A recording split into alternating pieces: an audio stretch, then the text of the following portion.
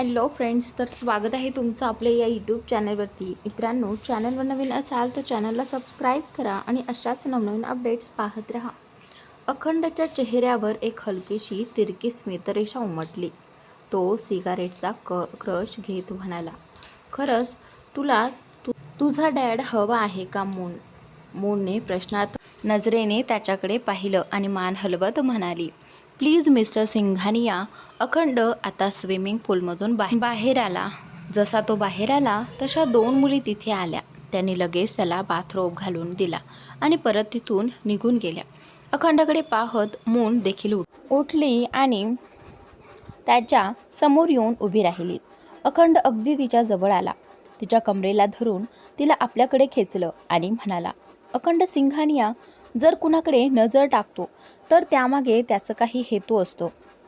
किंमत न देता तर तो एक नजरही कोणाला देत नाही. मग तुझ्यावर एवढी मेहरबानी मी विनाकारण कशी करू? तुला तुझा डॅड हवा आहे आणि मला तुझ्याकडून एक खास गोष्ट. त्याचं बोलणं ऐकून मून चकित झाली. थरथरत्या आवाजात ती विचारते, कसली कसली खास गोष्ट? अखंड तिच्या मानेला जवळ होत म्हणाला, मला तू हवी आहेस चांद. तुझ्याशिवाय मला दुसऱ्या कोणत्याही गोष्टीची गरज नाही. मला फक्त तू हवी आहेस, तेही कायमची. असं म्हणत त्याने तिच्या खांद्यावर हात ठेवला, हलकेच दाब दिला आणि तिच्याकडे रोखून पाहू लागला. मून घाबरलेल्या आवाजात म्हणाली, मी तुमचं म्हणणं समजले नाही. अखंड हसत म्हणाला, आत्ताच तुला समजावतो चांद. तो थोडा बाजूला सरकला. तिचा हात धरून तिला समोरच्या टेबलजवळ घेऊन गेला. मून आश्चर्याने त्याच्याकडे पाहत होती. अखंडने टेबलजवळ जाऊन तिचा हात सोडला आणि म्हणाला, या कागदांवर साईन कर. मूनने ते कागद उचलले आणि वाचले. तिच्या डोळ्यात धक्का बसल्याचे भाव आले. ते कॉन्ट्रॅक्ट पेपर्स होते. त्या कॉन्ट्रॅक्टमध्ये लिहिलं होतं की मूनने अखंडसोबत एक डील करायची आणि ती डील होती तिच्या शरीराची. हे पाहून मूनच्या डोळ्यातून अश्रू वाहू लागले. अखंड एका विकृत हास्याने म्हणाला, हो, मला तू हवी आहेस, पण तुझं मन आणि मेंदू नकोय चांद. I just want your body. अखंडचं बोलणं ऐकून मून स्तब्ध झाली. तिला विश्वास बसत नव्हता की अखंड असं काही करू शकतो. ती आधीच आपल्या वडिलांसाठी अस्वस्थ होती. त्यांना वाचवण्यासाठी ती काहीही करायला तयार होती. पण या डीलचा विचार करताच तिच्या अंगावर शहारे आले. तिने संतापाने ते कागद फाडून टाकले आणि म्हणाली, मी किती मूर्ख आहे, नाही का मिस्टर सिंघानिया? हे माहीत असूनही तुमच्या आत माणुसकीच नाही. मी अशी अपेक्षा केली की जर मी तुम्हाला विनवणी केली, माझं पराभव मान्य केलं, तर कदाचित तुम्ही माझ्यावर दया दाखवाल आणि मला माझे डॅड परत द्याल. पण मी विसरले होते की तुम्ही दगड हृदयाचे आहात. व्यापारी लोकांनाही नफा तोट्याबरोबर समोरच्याच्या भावना कधी कधी महत्त्वाच्या वाटतात. पण तुमच्यासारख्या माणसाकडून अशी अपेक्षा करणं म्हणजे मूर्खपणा आहे. मी इथून निघते आणि पुन्हा कधीच तुमच्याकडे परत येणार नाही. माझे डॅड मी नक्की शोधून काढेन, पण ते माझ्या आईसाठी आणेन. हे बोलताना तिच्या डोळ्यात अश्रू होते, पण चेहऱ्यावर आत्मविश्वास झळकत होता. ती निघून जात असताना अखंड मागून म्हटला, बाकीचं सगळं बरोबर की चूक माहीत नाही, पण एक गोष्ट मात्र तू पूर्णपणे चुकीचं बोलीस चांद, की तू कधी माझ्याकडे परत येणार नाहीस. तुला यावंच लागेल. आत्ताच या कागदांवर सही केली असतीस तर मी तुझे डॅड परत पाठवले असते. पण आता तू मला आणखी चिडवलं आहेस आणि अखंडाचा राग म्हणजे पूर्ण विनाश. मूनने त्याचं बोलणं ऐकलं, पण मागे वळून पाहिलं नाही. ती थांबता म्हणाली, जे काही आधीच उद्ध्वस्त झालं आहे त्यांना तुम्ही अजून काय उद्ध्वस्त करणार? मिस्टर अखंड सिंघानिया, तुमचा राग तुमच्या जवळच ठेवा. असं म्हणत ती बाहेर निघून गेली. तिच्या जाण्याकडे पाहून अखंडचा चेहरा रागाने लाल झाला. अखंड असा माणूस होता की तो जो बिझनेस डील्सही फक्त आपल्या अटींवर करायचा आणि जर समोरच्याने विरोध केला तर तो डील संपवून थांबत नसेल तर समोरच्यालाच संपवून टाकायचा. तो परत पूल एरियात गेला. त्याने हात पुढे केला तर पुन्हा त्या 2 मुली आल्या. त्यांनी त्याचा बाथरोब काढला आणि त्याच्याकडे पाहत थांबल्या. अखंडने हात वर केला आणि लगेच पूलमध्ये उडी मारून पुन्हा पोहायला लागला. त्या मुली तिथेच उभ्या होत्या. मून जशी सिंघान या फार्म हाऊसच्या बाहेर आली तिने लगेच आपला फोन खिशातून काढला आणि शिवाय नावाने सेव्ह केलेल्या नंबरवर कॉल लावला. त्याने नंबर समोर हार्टचं इमोजीही होतं, पण शिवाय तिचा कॉल उचलतच नव्हता. हळूहळू तर तिचा कॉल लागणंही बंद झालं. फोनकडे बघत बघत मून रडत म्हणाली, प्लीज शिवाय माझा फोन उचल ना, इथे मला कोणीच ओळखीचं नाहीये. डॅडचे बिझनेस पार्टनर्सही खूप आहेत, पण ते सगळे फक्त डॅडचेच पार्टनर आहेत. मला त्यांच्याबद्दल काहीच माहिती नाही. मॉमची अवस्था अशी आहे की त्यांच्याकडून काही मदत मागणंही शक्य नाही. त्यांना विचारून कळवावं की शेवटी डॅड कुठे गेले होते हेही शक्य नाही. पोलीससुद्धा काही मदत करत नाहीत. फक्त तूच आहेस जो माझी मदत करू शकतोस, पण तू देखील माझा फोन उचलत नाहीस. हे बोलताना तिच्या डोळ्यातून अश्रू वाहत होते. ती पुन्हा पुन्हा शिवायला कॉल करण्याचा प्रयत्न करत होती, पण शेवटी तिचाच फोन स्विच ऑफ झाला. तरीसुद्धा तिला शिवायशी बोलता आलं नाही. ती आपल्या गाडीत बसली आणि थेट हॉस्पिटलकडे निघाली. रात्रीचा 1 वाजून गेला होता. मून खूप घाबरलेली होती, पण मॉमची अवस्था पाहून तिला थोडी हिंमतही येत होती. अंदर गेल्यावर ती ऑपरेशन थिएटरच्या बाहेर उभी राहिली, जिथे डॉक्टर सुहासिनीजींची सर्जरी करत होते. सुमारे अर्धा तास मून तिथेच उभी राहिली. मीना आणि आशू दोघे तिच्या जवळच होते. मीना एकदा तिच्याकडे आली आणि अभिनवजींबद्दल विचारलं, पण मूनने काहीही उत्तर न देता गप्प बसली. थोड्या वेळाने ऑपरेशन थिएटरचं लाईट बंद झालं आणि डॉक्टर बाहेर आले. मून तात्काळ त्यांच्या समोर उभी राहून म्हणाली, डॉक्टर, आता मॉमची तब्येत कशी आहे? सर्जरी यशस्वी झाली ना? काही प्रॉब्लेम नाही ना त्यांना? ती अजून बोलत असतानाच डॉक्टर तिचं बोलणं तोडत म्हणाले, मून, आधी तुम्ही स्वतःला सावरलं पाहिजे. जर तुम्ही इतक्या पॅनिक झालात तर तुमच्या मॉमला कसं सांभाळणार? आता त्यांच्या कंडिशनबद्दल सांगतो. आम्ही सर्जरी केली आहे, पण अजून त्यांची स्थितीबद्दल काही सांगता येणार नाही. त्या शुद्धीवर आल्यानंतरच खरं कळेल. आणि मला तुम्हाला विचारायचं होतं की मिस्टर अग्रवाल कुठे आहेत? त्यांची गरज भासेल. मूनच्या डोळ्यातून अश्रू वाहू लागले. ती कसंबसं म्हणाली, डॅड आत्ता इथे नाहीत, पण सकाळपर्यंत येतील. त्यानंतर इकडे डॉक्टर आश्चर्याने म्हणाले, पण ते नेमकं कुठे आहेत? जर त्यांना कळलं असतं की त्यांच्या पत्नीची अवस्था अशी आहे तर आत्तापर्यंत ते इथे आले नसते का? सुहासिनीजी शुद्धीवर आल्या की त्या सर्वात आधी त्यांच्याबद्दल विचारतील आणि जर मिस्टर अग्रवाल इथे नसतील तर मोठा प्रॉब्लेम होईल. तुम्हालाही माहिती आहे, एकदा हार्ट अटॅक झाल्यावर पेशंटची कंडिशन किती नाजूक असते. मूनने मान डोलावली आणि म्हणाली, मी लवकरात लवकर त्यांना इथे आणण्याचा प्रयत्न करते. आणि त्यानंतर डॉक्टर निघून गेले. मून पुन्हा ऑपरेशन थिएटरच्या आत डोकावून बघू लागली. सुहासिनी बेडवर निश्चल पडल्या होत्या. त्यांना पाहून मूनच्या डोळ्यात पुन्हा पाणी आलं. थोड्या वेळाने ती खुर्चीवर बसली आणि डॅडची आठवण काढू लागली. डॅडची आठवण करताच तिच्या डोळ्यातून अश्रू आणखी वेगाने वाहू लागले. ती रडतच म्हणाली, डॅड, तुम्ही कुठे आहात?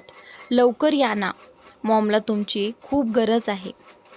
हे म्हणत ती भिंतीला टेकून बसली आणि केव्हा तरी रडता रडता झोपून गेली.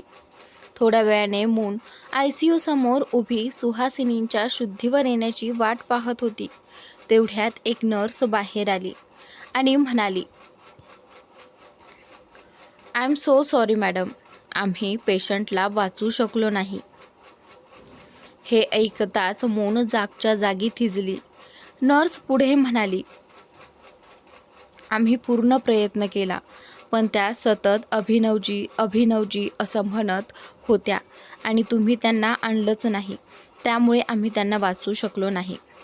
मून स्तब्धपणे नर्सकडे पाहत राहिली. मग स्वतःला सावरून ती आत पळाली. तिथे सुहासिनींच्या चेहऱ्यावर पांढरी चादर टाकत होते आणि त्यानंतर इकडे मूनने ताबडतोब पुढे जाऊन ती चादर अडवली आणि ओरडत म्हणाली, "नाही, असं होऊच शकत नाही. माझ्या मॉम मला सोडून जाऊ शकत नाहीत. मी त्यांना काहीही होऊ देणार नाही. डॅड लवकरच येतील मॉम. तुम्हाला हे काहीही होणार नाही. ऐकलत ना मॉम? मी तुम्हाला आणि डॅडला वेगळं होऊ देणार नाही. तुम्ही मला सोडून जाऊ शकत नाही." हे म्हणता म्हणता ती आणखी जोराने किंचाळली आणि अचानक तिचे डोळे उघडले. तिचा श्वास खूप जोरात होत होता. तिच्या किंचाळण्याने शेजारी झोपलेली मीना जागी झाली. तिने मूनच्या खांद्यावर हात ठेवत विचारलं, "आपण ठीक आहात ना छोटी?" "मेमसाहेब." मूनचा घसा कोरडा पडला होता. ती लगेच उठून ICUच्या बाहेर आली. आत सुहासिनी अजूनही बेडवर होत्या, पण त्यांचा व्हेंटिलेटरवर हार्टबीट चालू होता. मूनचं हृदय धडधडून गेलं. मीना जवळ येत म्हणाली, "काय झालं मेमसाहेब? तुम्ही काही वाईट खूप स्वप्न बघितलंय का?" त्यानंतर इकडे मून रडत म्हणाली, "मी जेव्हा जेव्हा स्वप्न बघितलं आहे तेव्हा ते पूर्ण व्हावं अशी इच्छा केली आहे, पण हे स्वप्न मी कधीही पूर्ण होऊ देणार नाही, कधीच नाही." हे बोलून ती बाहेर जाण्यास लागली. मीना थांबवत म्हणाली, "मेमसाहेब, तुम्ही कुठे चाललात? सकाळचे 4 वाजलेत या वेळेला. बाहेर जाणं योग्य नाही." पण मून त्याची गोष्ट न ऐकता तिथून निघून गेली आणि थेट स्वतःच्या गाडीत बसून पुन्हा सिंघानिया फार्म हाऊसकडे निघाली. यावेळी ती फार्म हाऊसच्या आत यायचा प्रयत्न करू लागली तर गार्डने तिला थांबवलं. मून रागाने त्याच्याकडे पाहत म्हणाली, "मला आत जाण्यापासून तुम्ही कसे थांबू शकता? माझं आत जाणं खूप गरजेचं आहे.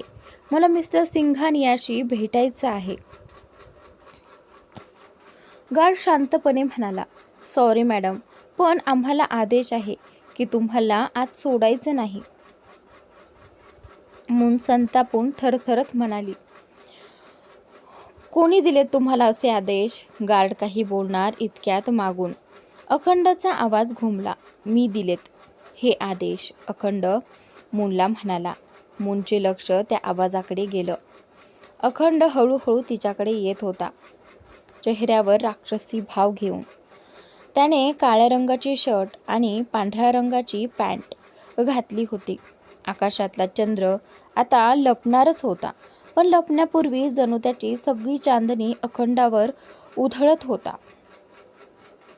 मून त्याच्याकडे पाहत म्हणाली, "मला तुमच्याशी बोलायचं आहे मिस्टर सिंघानिया." अखंड खुदकन हसला आणि म्हणाला, "ओ रिअली? तुला माझ्याशी बोलायचं आहे शांत? आत्ताच तर बोलून गेलीस माझ्याशी, आता पुन्हा काय झालं? बरं, तुझ्यासाठी एवढं तरी करू शकतो मी. सांग, काय बोलायचं आहे?" मूनने आजूबाजूला पाहिलं. खूप सारे गार्ड्स उभे होते. ती हळू आवाजात म्हणाली, "इथे नाही, आपण आत जाऊन बोलू." त्यानंतर इकडे अखंड पुन्हा हसला, "का? इथे काय प्रॉब्लेम आहे? फक्त बोलायचंच आहे ना? की तुला आणखी काही हवं आहे? Do you want to get intimate with me?" Moon थबकून गेली. सगळ्यांसमोर तो असं कसं बोलू शकतो? ती निशब्द त्याच्याकडे पाहत राहिली. अखंडच्या चेहऱ्यावर अजूनही तीच राक्षसी स्मितरेखा होती. तो म्हणाला, "जर अशीच इच्छा असेल तर आत ये, मला काही हरकत नाही. मूनला आता समजलं होतं अखंड नेमकं काय इच्छितोय. तिने नजर न मिळवता उत्तर दिलं, तुम्ही बरोबर म्हणताय मिस्टर सिंघानिया. तुम्ही जे म्हणताय तेच मी इच्छिते. आता मी आत येऊ का? अखंडने हलक्या तिरक्या स्मिताने उत्तर दिलं, नक्कीच चांद, ये आत. त्याने हात पुढे केला आणि गार्डने लगेच मार्ग मोकळा करून दिला. मून पुढे आली. तिच्या नजरेला अखंडचा हात खंजिरासारखा भासत होता. ती अगदी त्याच्या जवळ येऊन त्याच्या डोळ्यात डोळे घालून म्हणाली, तुम्ही बरोबर म्हणालात मिस्टर सिंघानिया. मी परत तुमच्याकडेच येईन. पण इथे परतली आहे ती मून अग्रवाल नाही, फक्त तिचं शरीर. तुम्हाला हेच हवं होतं ना? तर घ्या, तुमच्यासमोर उभं आहे मून अग्रवालचं शरीर, पण तिचं मन, तिचा आत्म, ते कधीच तुमचं होणार नाही. अखंडने तिच्या कमरेवर हात ठेवत तिला स्वतःकडे ओढलं. तिच्या चेहऱ्यावरचे अश्रू पुसत तो म्हणाला, मला तुझं मन नकोय चांद. ज्याचं स्वतःचं मन नाही त्याने इतरांचं मन काय करावं? मला जे हवं होतं ते मी आधीच मिळवलं आहे. आता मला काय लागतं आणि काय लागत नाही याची काळजी तुला करण्याची गरज नाही. हे बोलून त्याने मूनच्या ओठांवर स्वतःचे ओठ ठेवले आणि तिला उत्कटतेने चुंबन देऊ लागला. मूनला त्याच्या ओठांचा स्पर्श होताच तिच्या डोळ्यातून अश्रू आणखी वेगाने वाहू लागले. तिला पहिल्यांदाच स्वतःला इतकं हरलेलं वाटत होतं, पण तरीही तिच्या मनाच्या एका कोपऱ्यात आशेचा किरण होता. कदाचित ती आपली आई वडील वाचू शकेन. अखंड सतत तिच्या ओठांवर चुंबन घेत राहिला. त्याचा हात अजूनही तिच्या कमरेला घट्ट पकडून होता. जवळपास 5 मिनिटांनी त्याने तिचे ओठ सोडले. मून निर्विकार चेहऱ्याने त्याच्याकडे पाहून म्हणाली, आता सांगा मिस्टर सिंघानिया माझ्या डॅडबद्दल. अखंडने बोटांची चुटकी वाजवली. एक माणूस लगेच त्याच्या जवळ आला. त्याच्या हातात काही कागदपत्र होती. अखंडच्या इशाऱ्यावर त्याने ती कागद मूनकडे दिली. मून म्हणाली, मी या पेपरवर सही करेन, पण माझे डॅड. अखंड हलकसं हसला. इथे तुझी सही झाली की तुझे डॅड हॉस्पिटलमध्ये पोहोचतील. हे ऐकताच मूनने पटकन कागद उचलले आणि सही करून टाकली. तो माणूस तिथून निघून गेला. मून थोडी आनंदाने म्हणाली, मी सही केली म्हणजे डॅड आता हॉस्पिटलमध्ये गेले असतील ना? मला पण ताबडतोब हॉस्पिटलला जायचं आहे. मी निघते. असं म्हणत आता ती निघू लागली, पण अखंडने तिचा हात धरून तिला थांबवलं. मून चकित होऊन त्याच्याकडे पाहू लागली. अखंडने तिला जवळ ओढत विचारलं, कुठे चालीस चांद? मून थरथरत आवाजात म्हणाली, मी माझ्या आईकडे. त्यांना माझी गरज आहे. डॅडही आता हॉस्पिटलमध्ये पोहोचलेत ना? मला त्यांनाही भेटायचं आहे. ते ठीक तर असतील ना? मला खूप काळजी वाटते. अखंडने तिच्या कमरेवर हात ठेवत पाठीवरून हळूवार स्पर्श करत म्हटलं, तू माझ्याजवळ असशील तर तुझे डॅडही ठीक असतील आणि तुझी आईही लवकर बरी होईल. पण जर तू माझ्यापासून दूर गेलीस तर काहीही ठीक राहणार नाही चांद. काय करू मी? तुझ्याशिवाय राहवत नाही मला. आणि तू मला सोडून जाण्याची भाषा करतेस तेव्हा मी वेडा होतो. आणि तुला माहीतच आहे वेडा माणूस काहीही करू शकतो. अखंड चांदा म्हणतो. मूनच्या डोळ्यात पुन्हा पाणी दाटून आलं. ती रडत म्हणाली, प्लीज मिस्टर सिंघानिया, असं करू नका. त्यांना माझी गरज आहे. मला जाऊ द्यात. मला तिथे जायला हवं. अखंड आता थोड्या रागात म्हणाला, तुला त्यांची गरज दिसते, पण माझी गरज नाही दिसत का? तुला माहिती आहे का या क्षणी मला तुझी किती गरज आहे? हे बोलत असतानाच त्याने मूनच्या पाठीवर अतिशय संवेदनशील स्पर्श केला, ज्याने ती थरथरली. अखंड तिच्या मानेला जवळ येत म्हणाला, तुला वाटतं मी तुला खरंच समजतो? तुला माझ्यावर काहीच प्रेम नाही. त्याच्या बोलण्याने मून गोंधळून गेली. कधी तो म्हणत होता की त्याला फक्त तिचं शरीर हवं आहे आणि आता पुन्हा प्रेमाच्या गप्पा सुरू केल्या होत्या. मून थोडा राग दाबत शांत आवाजात म्हणाली, प्रेम हा शब्द तुमच्या तोंडून शोभत नाही मिस्टर सिंघानिया. आणि शिवाय तुम्हीच तर म्हणाला होतात ना, तुम्हाला फक्त माझं शरीर हवं आहे. मग कृपया आमच्या दोघांच्या नात्यात प्रेम हा शब्द वापरू नका. अखंडने तिच्याकडे रागाने पाहिलं आणि म्हणाला, म्हणजे तुला हवंय की मी माझं वेड दाखवावं? तू मुद्दाम मला चिडवते आहेस. बरं, मीच म्हणालो होतो की मला तुझं शरीर हवं आहे, तर आता तेच हवं आहे. या शरीरावर माझा अधिकार आहे. हे शरीर आता कुठेही जाणार नाही, कारण यालाच माझं समाधान करायचं आहे. हे बोलून तो पुन्हा तिच्या मानेला किस करू लागला. आजूबाजूला लोक असल्याची जाणीव होताच मून खूपच अस्वस्थ झाली. तिने त्याच्या खांद्यावर हात ठेवला आणि घाईघाईने म्हणाली, सगळे आपल्याकडे बघत आहेत. मूनचं म्हणणं ऐकताच अखंड किस करत असतानाच हसला. काही न बोलता त्याने तिच्या कमरेवरचा हात अजून घट्ट केला आणि आणखी उत्कटतेने किस करू लागला. मून त्याच्या वागण्याने त्रस्त झाली. तिच्या मानेवर सतत त्याचे ओठ जाणून तिला खूप चीड येत होती. ती पुन्हा म्हणाली, प्लीज मिस्टर सिंघानिया, माझं ऐकून घ्या. आपण आपल्या खोलीत नाही आहोत. इथे हे सगळं. तिचं बोलणं पूर्ण होण्याआधीच अखंड किस करत म्हणाला, एकदा डोळे फिरवून बघ ना चांद. तुला जर कुणाचं लक्ष आपल्यावर दिसलं तर या अखंड सिंघानियाचं नाव बदलून टाक. त्याचं ऐकून मूनने चेहरा वळवून पाहिलं. समोर 4-5 गार्ड्स उभे होते, पण सगळ्यांचे डोके खाली झुकलेले होते. पूलजवळ 2 मुली उभ्या होत्या, पण त्यांचे चेहरेही खाली होते. दुसऱ्या बाजूच्या दारावर एक गार्ड उभा होता, त्याचाही चेहरा झुकलेला होता. अखंडने हलकं हसत तिच्या मानेवर लव बाईट दिलं आणि म्हणाला, कुणाचं लक्ष तुझ्यावर जाणवलं का?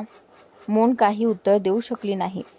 दीर्घ श्वास घेत ती हळू आवाजात म्हणाली, जरी कुणी बघत नसलं तरी मला विचित्र वाटते मिस्टर सिंघानिया.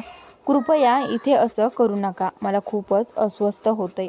अखंडने आता तिला कपटी नजरेने पाहत म्हटलं, ती तुझी समस्या आहे चांद, माझी नाही. अखंड सिंघानिया कुणाचं ऐकत नाही, पण आपल्या चांदचंही ऐकलं नाही तर ते चुकीचं ठरेल ना. असं म्हणत त्याने तिला खाली वाकून थेट आपल्या मिठीत उचलून घेतलं. मून एकदमच थबकली. अखंड तिच्याकडे पाहतच तिला घेऊन आत चालू लागला. मूनचं घशात कोरड पडत होतं. तिला कसं तरी हॉस्पिटलला पोहोचायचं होतं, पण अखंडच्या इराद्यांमुळे तिला ते अजिबात शक्य वाटत नव्हतं. दरम्यान सिटी हॉस्पिटलच्या बाहेर एक गाडी थांबली. गाडीतून एक माणूस बाहेर आला. त्याने मागचं दार उघडलं आणि अभिनवजी बाहेर आले. त्यांच्या डोळ्यावर पट्टी बांधलेली होती. गाडीत असताना त्यांचे हातही बांधलेले होते, पण खाली उतरण्याआधी हात सोडले होते. अभिनवजी स्वतः पट्टी काढायचा प्रयत्न करत होते, पण जमलं नाही.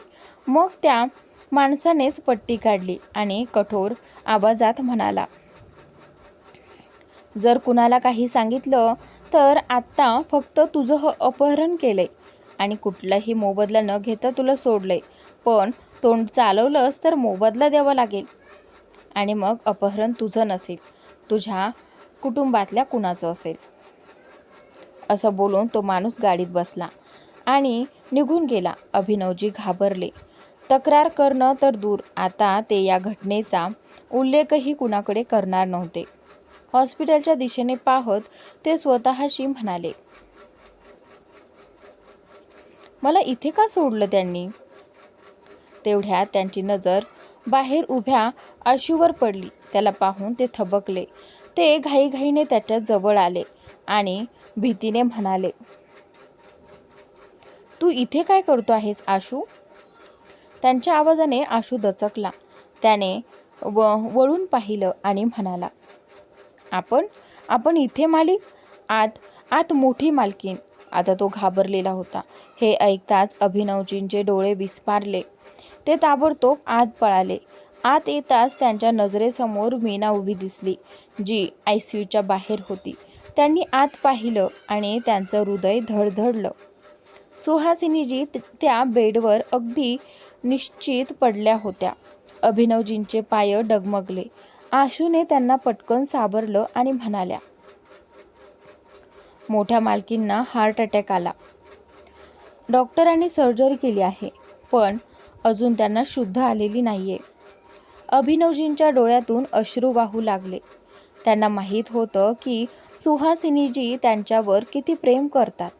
आता त्यांना जाणवत होतं की त्यांच्या या अवस्थेला तेच जबाबदार आहेत. पण तेवढ्यात त्यांना अचानक मूनची आठवण झाली. ते मीना आणि आशूकडे पाहत घाईघाईने म्हणाले, मून कुठे आहे? ती या क्षणी आईजवळ असायला हवं होतं ना, पण ती कुठेच दिसत नाहीये. ती डॉक्टरांकडे गेली आहे का? त्यांच्या या प्रश्नाला मीना आणि आशू दोघांकडेही काही उत्तर नव्हतं. तर आजचा भाग इथे संपतो. पुढील भाग पाहण्यासाठी चॅनलला सबस्क्राईब नक्की करा.